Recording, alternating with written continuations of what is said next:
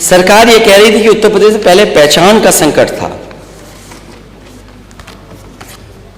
पता नहीं क्यों इस बात को कहा जाता कि पहचान का संकट था उत्तर प्रदेश को।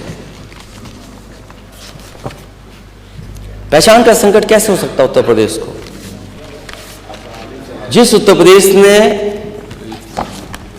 सबसे ज्यादा देश को प्रधानमंत्री दिए हों, प्रधानमंत्री के साथ साथ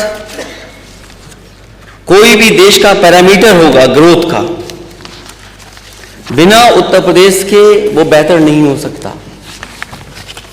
अगर उत्तर प्रदेश के पैरामीटर चाहे हेल्थ के हों, चाहे एग्रीकल्चर के हों, चाहे एजुकेशन के हों, चाहे एम्प्लॉयमेंट के हों, किसी भी पैरामीटर पर अगर उत्तर प्रदेश पिछड़ जाएगा तो देश के पैरामीटर्स पिछड़ जाएंगे। अगर ये बात कही जाती है पहचान का बहुत बड़ा संकट था, ये बात किसी को समझ में नहीं आएगी। और अगर पहचान का संकट था 2012 से लेकर के 2017 में, तो उत्तर प्रदेश में सबसे बड़ा इन्वेस्टमेंट क्यों आया? एचसीएल लखनऊ में क्यों आया? ट्रेनिंग इंस्टीट्यूट एचसीएल की क्यों बनी लखनऊ में? चक गजरिया में ट्रिपल आईटी क्यों बनी?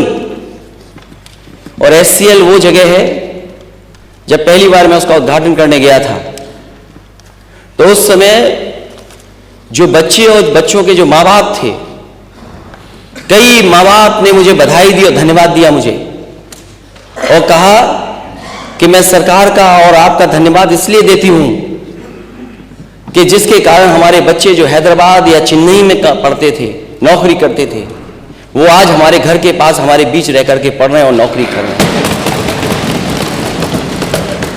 अध्यक्ष महोदय, जो भी मुझे उसमें करना था, सरकार की तरफ से जो भी सुविधाएं देनी थी, उस समय के अधिकारियों ने मिलकर के रास्ता निकाला और वो सुविधाएं दी। उसका परिणाम ये है।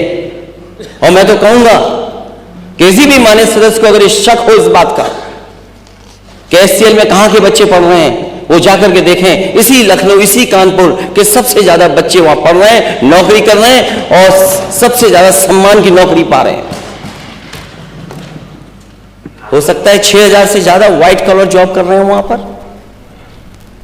डबल इंजन की सरकार ने क्या दिया उसके मुकाबले? मुझे एक प्रोजेक्ट आप बता दीजिए लखनऊ में, या पूरे उत्तर प्रदेश में बता दें आप। सैमसंग फाइल उठा करके देख लीजिए, किस सरकार की देन है। जो उसको सरकार की तरफ से इंसेंटिव मिलना था,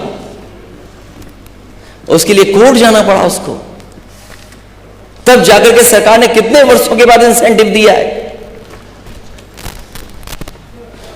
और जो मेट्रो चल रही है शहरों में, क्या लखनऊ की मेट्रो आपकी सरकार लाई थी? तस्वीर तो अपनी लगा दी। यही तो कर सकते हैं आप, और क्या कर सकते हैं? क्या लखनऊ की मेट्रो आप लाए थे? और अगर आप लाए थे तो जहां तक जाती है वहां से वापस क्यों आ जाती है? दूसरे सेक्शन में क्यों नहीं गई अभी तक? 7 साल हो गए डबल इंजन की सरकार के, 7 साल हो गए। वो मेट्रो वहीं से लौट के आ जाती है। क्या कानपुर की मेट्रो आपने प्रपोज की थी? क्या कानपुर की मेट्रो आपकी सरकार की प्रपोज थी? क्या आगरा की मेट्रो आपकी प्रपोज थी? और अगर आपने प्रपोज किया था तो उसका सेकंड फेज क्यों नहीं कर पा रहे हो आप? दिल्ली से जोड़ने वाली नोएडा, वो किसने मेट्रो बनाई? और मुझे अभी भी याद है कि दिल्ली की सरकार ने मदद नहीं की थी बजट को लेकर के। उत्तर प्रदेश ने अपने नोएडा के बजट से देकर के वो दिल्ली से जोड़ने का काम मेट्रो ने किया था। नोएडा टू ग्रेटर नोएडा किसने मेट्रो दी थी? मैं जानना चाहता हूं, जो पहचान या पहचान का संकट था, अगर संकट कोई पैदा कर रहा है डेवलपमेंट को लेकर के या अर्बनाइजेशन को लेकर के, तो वो आपकी सरकार है, वो संकट पैदा कर रही है। क्या ये मेट्रो स्मार्ट सिटी का हिस्सा नहीं है? और जब इसका जवाब आए अध्यक्ष महोदय, मैं जानता हूं ये दाएं बाएं इधर उधर जाने कहां तक लेके जाते हैं क्या ये स्मार्ट सिटी का हिस्सा नहीं है? और मुझे याद है मैंने बनारस को भी मेट्रो दी थी, लेकिन आपने बनारस की मेट्रो नहीं बनने दी। और जब आप पहली ट्रिप में गए थे झांसी, मुझे आज भी याद है, कई बार on the floor of house में ये बात कह चुका हूं, आपने कहा था कि झांसी से दिल्ली को जोड़ने के लिए एक्सप्रेसवे बनाया जाएगा। क्या वो एक्सप्रेसवे बन गया 7 साल में? झांसी में मेट्रो बन गई क्या? झांसी को भूल जाइए। आपने तो अपने लिए भी कहा था कि हम अपने गांव में बनाएंगे, जो आपका नया गांव है गोरखपुर, कम से कम उसकी तो पहचान बना दो मेट्रो चला करके। कौन रोकता है आपको? ये आपके नीचे हैं वित्त मंत्री जी, दीजिए 1000 करोड़। क्यों नहीं दे पा रहे आप 1000 करोड़? दे दीजिए 2000 करोड़ रुपए। क्यों गोरखपुर में नहीं मेट्रो चल पा रही है? क्योंकि आप चलाना नहीं जानते हो, आप चलाना नहीं चाहते हो। और ये जितने भी डब्बे बने हैं, अगर पहचान का संकट होता तो वो कंपनियां आपके यहां नहीं आती। मुझे याद है उस समय देश की सबसे ज्यादा प्रतिष्ठित कंपनियां यहां पर काम कर रही थी। कुछ कंपनियां तो आज भी काम कर रही हैं। मैंने कई बार सदन में कहा कि कुछ कंपनियों ने ऐसा काम किया था जो एग्जाम्पलरी था। एक्सप्रेसवे कभी 23 महीने 24 महीने में नहीं बनते, 21 महीने में नहीं बनते। लेकिन मैं इस सदन में उन कंपनियों को बधाई देना चाहता हूं कि उन्होंने उस एक्सप्रेसवे को 23 और 24 महीने में बना करके खड़ा कर दिया था, उद्घाटन हो गया था उसका। आप उन्हीं में से एक कंपनी से आप मंदिर बनवा रहे हैं, लेकिन आपने सड़क नहीं बनाने दी उनको। क्या वो कंपनी नहीं बना रही मंदिर? मैं जब देख रहा था L&T की बात, एक कोई इंजीनियर जब बता रहा था कि ये टेक्निकल हम चीजें फॉलो कर रहे हैं, ऐसे बन रहेगा, वैदिक जो हमारा है इस तरह बनाया जाता है। तो आपका जो पूर्वांचल एक्सप्रेसवे है क्यों नहीं बनने दिया? उससे बुंदेलखंड एक्सप्रेसवे क्यों नहीं बनने दिया? और मैं फिर दोहराता हूं बात, अगर ये प्रदेश प्रधानमंत्री बनाता है तो दिल्ली वाले बजट एक्सप्रेसवे के लिए क्यों नहीं दे रहे उत्तर प्रदेश को? क्यों नहीं दे रहे पैसा?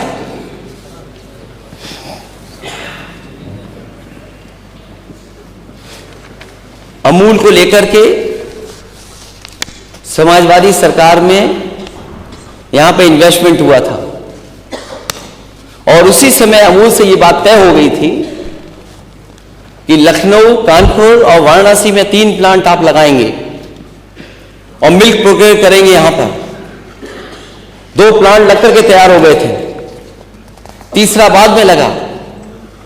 अगर पहचान का संकट था तो 3 समाजवादियों ने अमूल प्लांट लगाए, तो आप 6 लगा देते।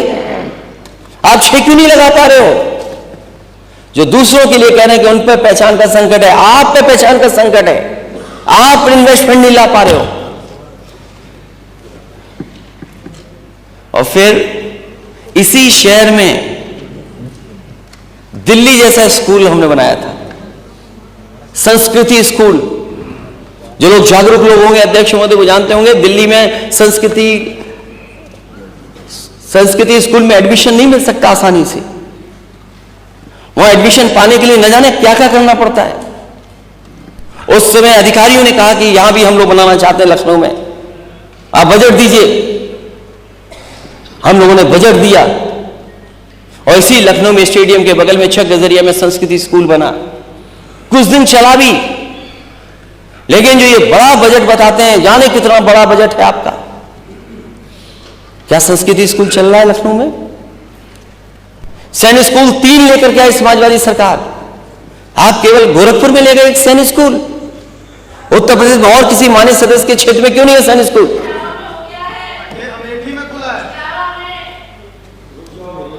ये लोग, अध्यक्ष महोदय, मैं कुछ भी नहीं कर सकता इन लोगों के लिए, मैं कुछ भी नहीं कर सकता। अध्यक्ष महोदय, जिस समय कांग्रेस की सरकार थी, उस समय वहाँ के जो शिक्षा मंत्री थे उन्होंने मुझे फ़ोन किया और कहा कि वो एक अमेठी में सैनिक स्कूल बनाना चाहते हैं। उसके लिए सरकार अगर ज़मीन उपलब्ध करा देगी और बजट उपलब्ध करा देगी तो सैनिक स्कूल वहाँ पर बन जाएगा।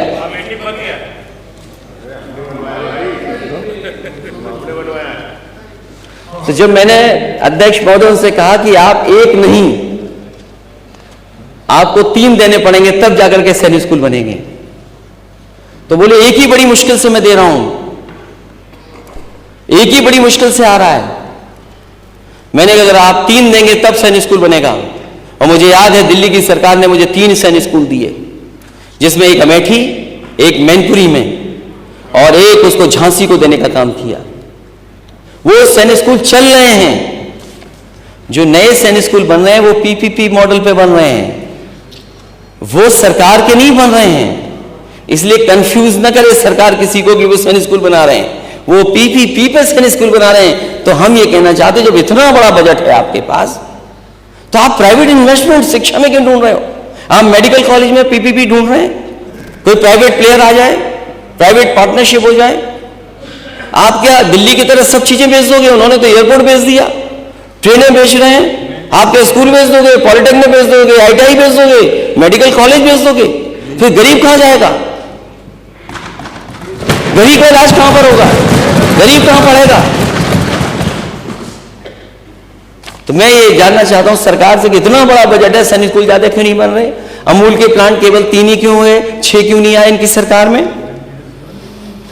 और मुझे याद है कि अक्षय पात्रा को लेकर के कि हमारे बच्चों को कुक्ड फूड मिले, cooked food, hot cooked food मिले, तो उसके लिए योजना चालू की थी। जितनी समाजवादियों की सरकार भी शुरू से आगे नहीं बढ़ पाए। एक बनारस में उस समय भी प्रपोजल था, उसके बाद उत्तर प्रदेश में और क्यों नहीं? बच्चों को खाना अच्छा क्यों नहीं दे पा रही सरकार? और संकट होता तो शायद इस तरह की संस्थाएं नहीं आती उत्तर प्रदेश में। ये तो कुछ बताई है मैंने, ये बहुत सारी और भी योजनाएं जो आई थी और लगातार आती हैं। जो लोग मेदांता तो अस्पताल में सब इलाज कराने जाते हैं और मुख्यमंत्री जी थे उससे तो वो उद्घाटन करवाते हैं कई मशीनों का। मैं तो नेता सदन से कहना चाहता हूं प्राइवेट की क्यों मशीन उद्घाटन करते हैं आप? आपका 100 एकड़ में बना हुआ कैंसर इंस्टीट्यूट है, उसका उद्घाटन करो। हालांकि आपने किसी की प्रतिमा लगा दी, हमें कोई शिकायत नहीं उन पर से। अरे कम से कम आपने खुद बनाया होता, फिर लगाते तो खुशी ज्यादा आपको होती।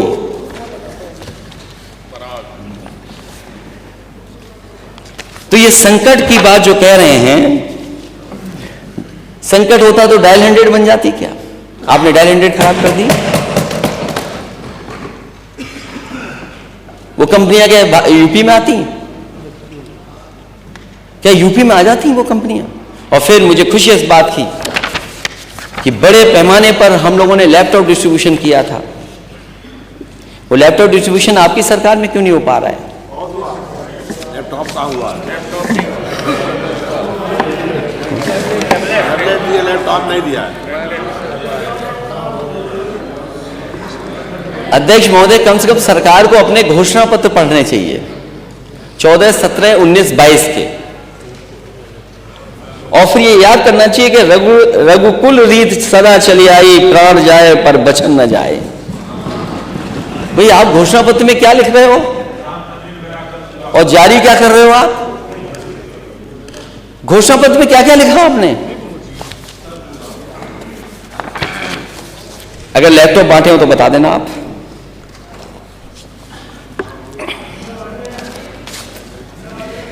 फिर ये सरकार कह रही है कि हम लखनऊ में दिल्ली की तर्ज पर एरो सिटी विकसित किए जाने की योजना है। लगभग 1500 एकड़ वह विकसित की जाएगी। 7 सितारा होटल, पार्क, विश्व स्तरीय कन्वेंशन सेंटर जैसी सुविधाएं उपलब्ध होंगी। अगर ये 1500 एकड़ की योजना है, हमें खुशी इस बात की है कि ऐसी योजना सरकार बनाना चाहती है, बना रही है, तो कम से कम इसके लिए बजट क्या है आपका? जब वित्त मंत्री अपना रिप्लाई दें तो कम से कम ये बताएं कि इसमें बजट कितना दिया इन्होंने।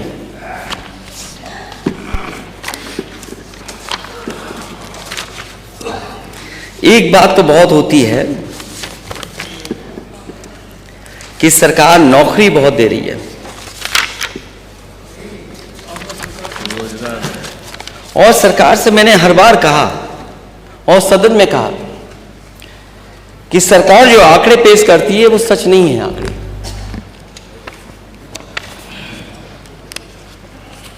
और बेरोजगारी का जो आंकड़ा है वो लगातार बढ़ता चला जा रहा है, और इतने बड़े पैमाने पे बेरोजगारी है कि अगर हम उसको देखें तो 90% से ज्यादा नौजवान आज घर बैठा है, उसके हाथ में नौकरी और रोजगार नहीं है। तो सरकार क्या कर रही है? अगर हम गवर्नेंस स्पीच पढ़ें और बजट की स्पीच पढ़ें, दोनों में एक ही बात लिखी गई है कि 40 लाख करोड़ का इन्वेस्टमेंट आ रहा है, 1 करोड़ से ज्यादा लोगों को नौकरी या रोजगार मिल रहे हैं। तो अगर गवर्नेंस स्पीच में आ रहा है तो इसका मतलब वो पिछला 1 साल जीरो था, और इसमें क्या तैयारी है जो ये साल लगभग जीरो हो जाएगा, तो 2 बजट हो गए, तीसरा बजट है सरकार का। तो आखिरकार जमीन पर क्या है? और माननीय मुख्यमंत्री जी कहते हैं बेरोजगारी दर 4% है,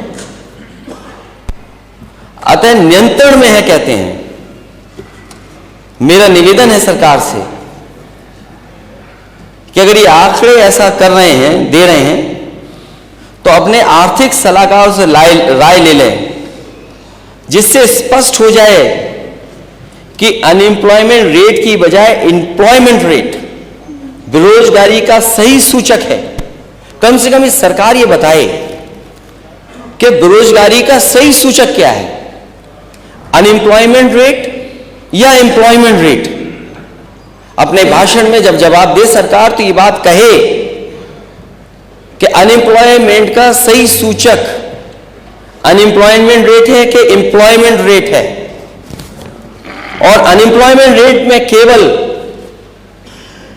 उन लोगों की संख्या ली जाती है जो काम करने के इच्छुक हों, और एम्प्लॉयमेंट रेट में पूरी संख्या ली जाती है। इसलिए कम से कम सरकार इसको स्पेसिफिक बताए कि आखिरकार सरकार में क्या स्थिति है नौकरी और रोजगार की। किसान की आय दोगुनी की बात, क्या किसान की आय दोगुनी हो गई? क्या एमएसपी मिलने लगा? आपने बजट में भी और गवर्नेंस स्पीच में भी इन बातों को डाला है कि हम किसान की लाभकारी मूल्य दे रहे हैं। क्या सरकार एमएसपी देगी? क्या डबल इंजन सरकार एमएसपी किसानों को उपलब्ध कराएगी? और वो इंफ्रास्ट्रक्चर कहां है जहां आप एमएसपी उपलब्ध करा सकें? अगर आपको किसानों को एमएसपी दिलानी तो उसके लिए इंफ्रास्ट्रक्चर क्या है? आपने इंफ्रास्ट्रक्चर क्या तैयार किया है? जो मंडी चल रही थी वो बंद कर दी, और कई मंडियों को जो बनाया जा रहा था बड़े पैमाने पर, उन मंडियों के लिए बजट क्या है? आखिरकार आपकी किसानों से दुश्मनी क्या है? आप मंडियां क्यों नहीं देना चाहते? और जो सुविधाएं किसानों को मिलनी चाहिए वो सुविधाएं क्यों नहीं दे रहे हैं? और एग्रीकल्चर रेट क्या है? क्या हमारी एग्रीकल्चर रेट डाउन नहीं जा रही है? और शिक्षा का स्तर में क्या बात करूं? शिक्षा के स्तर पर यूनिवर्सिटियां बन रही हैं, यूनिवर्सिटी के वीसीज अपॉइंट हो रहे हैं। हालांकि हम लोगों ने कई बार पूछा है सरकार से कि ये सरकार बताए कि आखिरकार 46 में 56 वाली कहानी क्या है, लेकिन 46 में 56 वाली कहानी नहीं पता लग पा रही है। और मैं तो कहूंगा कि कभी कभी हमारे साथी वो भी 46 के 56 वाले चक्कर में फंस जाते हैं। मैं केवल ये कहना चाहता हूं कि उत्तर प्रदेश में जो वाइस चांसलर्स अपॉइंट हुए हैं, 34 की हमारे पास सूची है। 34 में पीडीए कितना है? 34 में पीडीए कितना है?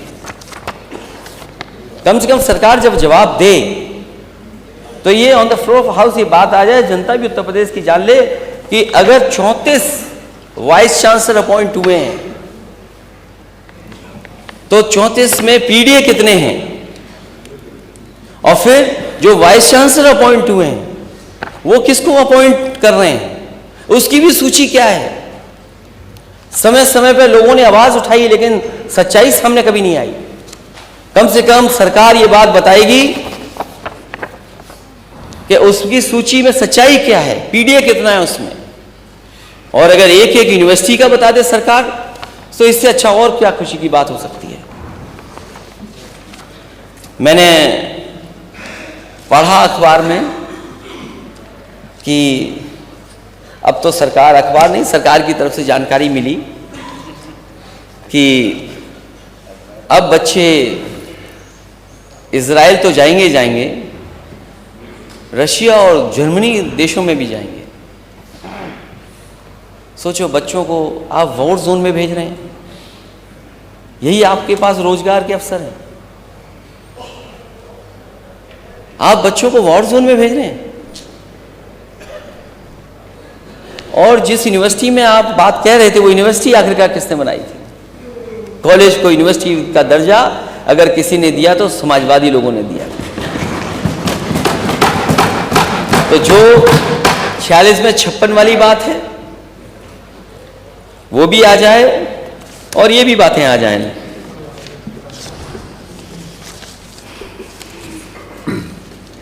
बिजली विभाग बहुत महत्वपूर्ण है कि मैं बहुत सारे विभाग को स्किप कर रहा हूं। मैं सीधा बिजली विभाग पे आता हूं।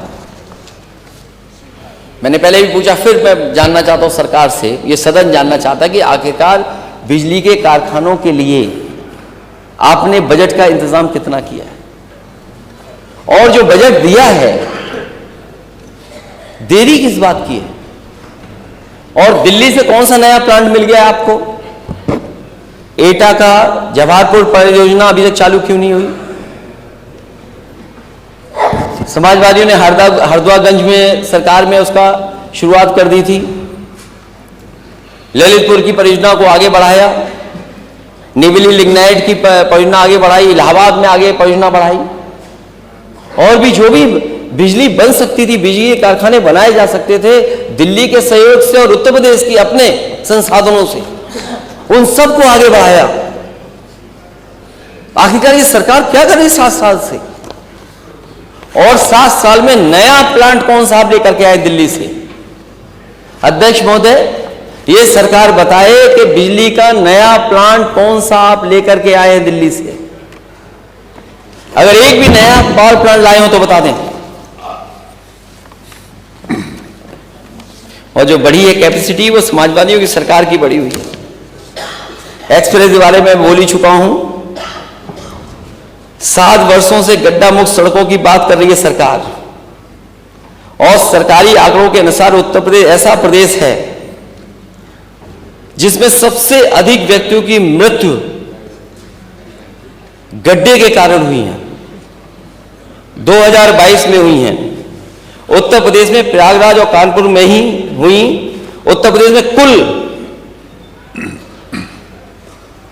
लगभग 2000 रोड एक्सीडेंट हो चुके हैं, जिसमें 1000 से ज्यादा लोगों की मृत्यु हो चुकी है। तो आखिरकार ये गड्ढे कब भरे जाएंगे? और अगर गड्ढे भरे जाएंगे तो लोगों की जान भी बच जाएगी। न्यूट्रिशन मिशन चल रहा था सरकार का, न्यूट्रिशन मिशन को इस सरकार ने बिल्कुल बंद सा कर दिया है। और अगर सरकार $1 ट्रिलियन की इकोनॉमी का सपना देख रही है, अगर IMR और MMR जो पैरामीटर्स हैं वो बेहतर नहीं होंगे तो हमारे आने वाली पीढ़ी का कैसा भविष्य होगा? जब आप $1 ट्रिलियन की इकोनॉमी का सपना देख रहे हैं तो कम से कम हमारे बच्चों का स्वास्थ्य भी बेहतर हो। मैं उन बातों में नहीं जाना चाहता हूं कि कितने मानक पर कितने बेड हैं इनके पास। एवरेज बेड कितने अवेलेबल हैं हॉस्पिटल में? हॉस्पिटल की दुर्दशा किसी से छिपी नहीं है, और इतना बजट देने के बाद भी खबरें कंट्रोल नहीं हो पा रही हैं। चाहे वो जिला अस्पताल हो, चाहे मेडिकल कॉलेज हो, गरीबों को इंतजार करना पड़ रहा है, तब जाकर के दवाई और इलाज हो पा रहा है। जो सरकार ये दावा करती है कि हम इतने नंबर्स दे चुके हैं बीमार लोगों को, इतना बजट दे चुके हैं, मैं अध्यक्ष महोदय आपके माध्यम से सरकार से कहूंगा, चाहे कम दें लेकिन गरीब के इलाज के लिए पूरा पैसा दें। ये नहीं कि आधा अधूरा पैसा दे दिया आपने। थैंक यू सर, धन्यवाद। और आधा अधूरे से इलाज नहीं होने पा रहा है। 2-3 बातें अध्यक्ष महोदय, और कि मैं बहुत देर से आपको देख रहा, लॉ एंड ऑर्डर तो जीरो टॉलरेंस जीरो हो गया है, जीरो टॉलरेंस ही जीरो हो गया। हर दिन हत्या और तमाम घटनाएं आ रही हैं। इनके ही क्षेत्र का बताइए, पासी बिरादरी का आदमी मार दिया गया, 5 तारीख को मार दिया गया। ऐसे घटनाओं का अगर आंकड़ा दे सरकार को, तो आंकड़ा ये बताता है कि जीरो टॉलरेंस की पॉलिसी जीरो हो गई इनकी।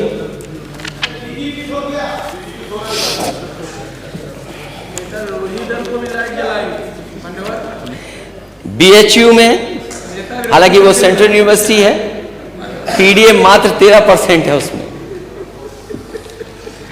पीजीआई में, लोहिया इंस्टीट्यूट में, केजीयू में पीडीए क्या है, मुझे उम्मीद है सरकार बताएगी इस बात को लेकर के। अध्यक्ष जी, एक बात पता नहीं अखबारों में कहां से छप गई या प्रचार हो गया, हमारे नेता सदन धर्म की बातों में बड़ा उलझे रहते हैं।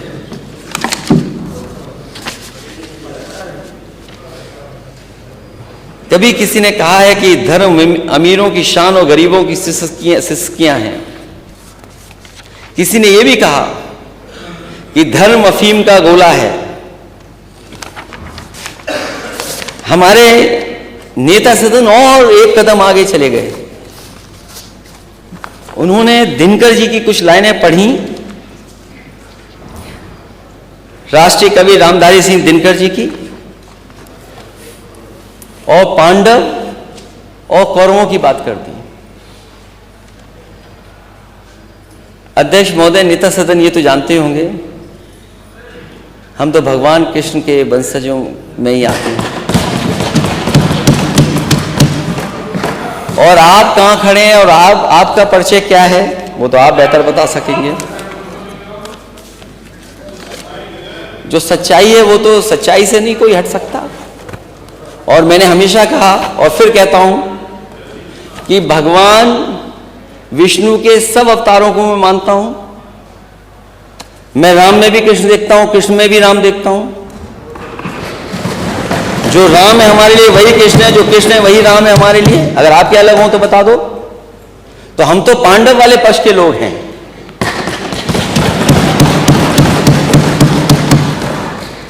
और फिर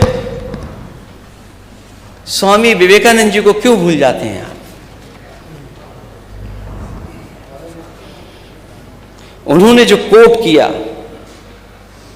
हालांकि उनके पहले दिन की स्पीच के बारे में बहुत लिखा गया है, बहुत बोला गया है, और उन्होंने जो कहा, मैं उनकी स्पीच का ही कोट कर रहा हूं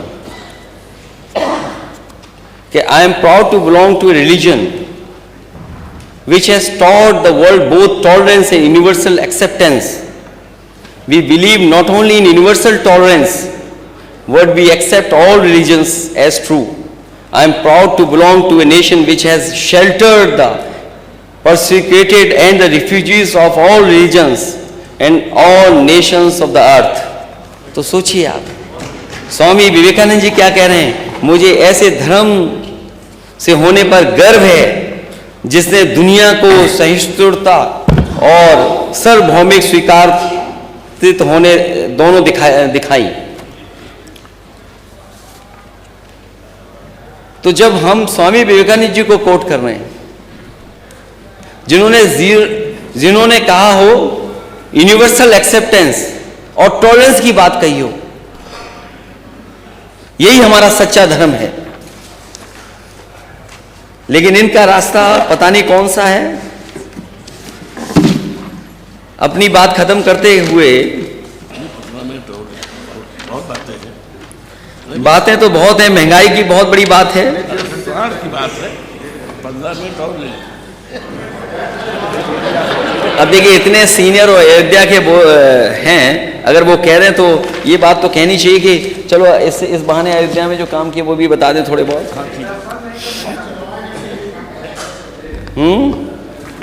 पहले तो उसके लिए भी मेरे पास है, उसके लिए भी मेरे पास है। Thank you sir. ये लोग आपको उकसाते रहेंगे पीछे से जबरदस्ती, पर्ची भेज रहे नहीं हैं। अध्यक्ष महोदय, ऐसा नहीं। आप नहीं, स्वयं विद्वान हो। नहीं अध्यक्ष महोदय, मैं आपकी लाइट का सम्मान करता हूं। अभी तो महंगाई पे नहीं बोला मैंने। Thank you. और महंगाई पे इसलिए नहीं बोला कि चावल के दाम क्या थे 17 में और आज क्या है, गेहूं का दाम क्या था आज क्या है, लहसुन का पहले दाम क्या था आज क्या है, अरहर का दाल पहले क्या था आज क्या है, सरसों के तेल का दाम पहले क्या था आज क्या है, और दूध का प्रति लीटर का दाम क्या था वो आज क्या है। तो महंगाई आखिरकार क्या है, क्यों मुनाफा कमाने दे रही सरकार।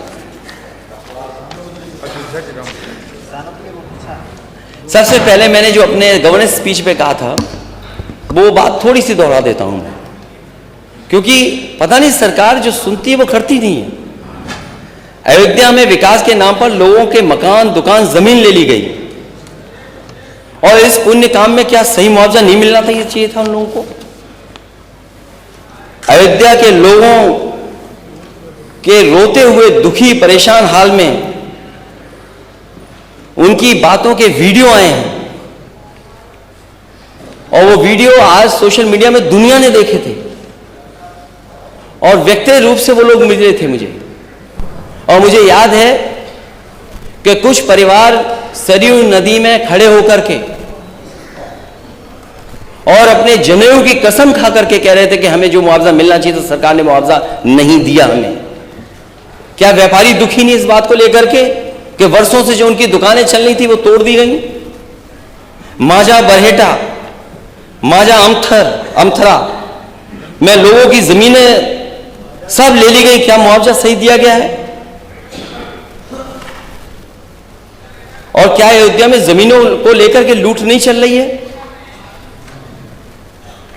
रामपथ निर्माण में मुआवजा देने में अधिकारियों ने पूरी लूट की। अधिकारियों ने प्रभु राम की प्रजा का शोषण किया। और अगर ये बात आपको कहीं भी लग रही हो कि ये बात नहीं सही है, तो अध्यक्ष महोदय मैं कहूंगा सरकार से, अयोध्या की जमीनों की सारी रजिस्ट्री सार्वजनिक करें। सरकार क्यों नहीं कर रही सार्वजनिक? आखिरकार सार्वजनिक क्यों नहीं कर रही है? और फिर जो समाजवादियों ने काम किए थे वहां पर, जहां पर एक ऑडिटोरियम बनाया था, भजन स्थल, अध्यक्ष मोदी आज भी आप जानकारी कर लें और कल की भी जानकारी कर लें। आप कल चलिए दिखाते हैं। मैं भगवान नहीं अध्यक्ष महोदय जब समय था बुलाने का तो आप पे भी इनविटेशन। मैं बुला रहा हूं ना सर, चलिए कल चलिए। अध्यक्ष महोदय जब समय था बुलाने का तो इनविटेशन आप पे भी नहीं था। ऐसा मतलब यहां तो कम से कम आप रेड कलर के चेयर पे बैठे हैं, हमारे नेता सदन तो रेड कारपेट पे दिखे ही नहीं। और फिर आप अध्यक्ष महोदय कार्ड तो ये भी नहीं बांट पाए। Thank you sir. तो इन्होंने एक और बात कही थी कि भगवान श्री राम की प्रतिमा का अनावरण करते हुए कहा कि दुनिया की सबसे बड़ी मूर्ति अगर कहीं लगेगी तो भगवान श्री राम जी की लगेगी। तो कम से कम नेता सदन आज बताएं, क्योंकि अगर स्टैच्यू ऑफ लिबर्टी की आप बात कर रहे हैं, आप सरदार पटेल की प्रतिमा की बात कर रहे हैं, और अगर दोनों से बड़ी लगा रहे हैं आप, तो तैयारी आपको आज ही करनी पड़ेगी। अगर आज आपने तैयारी नहीं की तो कल आप नहीं लगा पाएंगे। इसलिए क्या सरकार और नेता सदन ने वो तैयारी कर ली? और मैं अध्यक्ष महोदय आपसे कहना चाहता हूं अपनी बात खत्म करते हुए कि जो आप कह रहे हैं जाने की, मैंने नहीं कहा सर, मैंने भगवान चलिए ना चलिए आपका शिव की पूजा करके हम लोग जरूर जाएंगे, परिवार के साथ जाएंगे। और आप मुझे भी जब उसमें बुला भगवान लीजिएगा। बुलाएंगे तब जाएंगे, आपके बुलाने पर नहीं जाएंगे, भगवान बुलाएंगे तब जाएंगे। लेकिन यदि इन्हीं आप शब्दों के साथ बहुत लंबा चौड़ा न जाने कौन सा हिसाब किताब रखा है। जो मैंने बात शुरू में कही थी कि सरकार अगर बजट इतना दे रही है तो खर्च क्यों नहीं कर पा रही है, और खर्च क्यों नहीं कर पा रही है इसका जवाब सरकार के से आना चाहिए। और जिस तरीके से किसान दुखी है और नौजवान को नौकरी नहीं है और अभी तक 40 लाख करोड़ का इन्वेस्टमेंट जमीन पर नहीं पहुंच पाया, उसके लिए भी रेड कारपेट बिछा के तैयारी कर रहे हैं। अब मैंने बोल दिया है तो हो सकता है कहीं बराबर में कुछ जगह मिल जाए। मैं कभी कभी सोचता हूं अध्यक्ष महोदय ये बातें मुझे नहीं कहनी चाहिए, जो पीछे चले वही अच्छा, क्यों हम उसको बराबर में ले आए। बहुत धन्यवाद। धन्यवाद माननीय नेता प्रतिपक्ष।